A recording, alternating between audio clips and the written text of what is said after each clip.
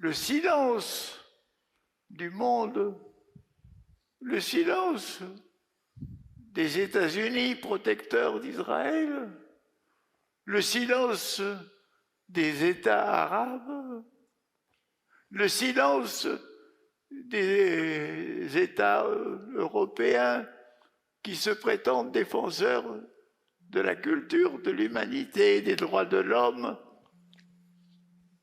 Je pense que nous vivons une tragédie horrible. Je suis à la fois ahuri et indigné par le fait que ceux qui représentent les descendants d'un peuple qui a été persécuté pendant des siècles pour des raisons religieuses ou raciales,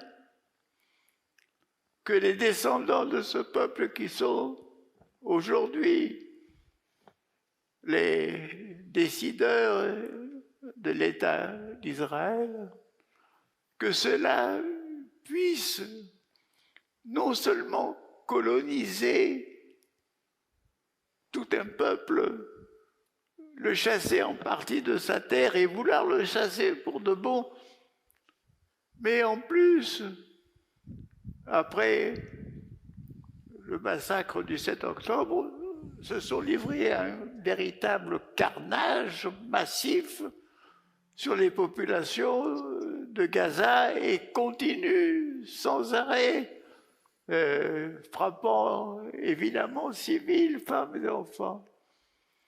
Et de voir le silence du monde, le silence des États-Unis protecteurs d'Israël, le silence des États arabes, le silence des États européens qui se prétendent défenseurs de la culture, de l'humanité et des droits de l'homme.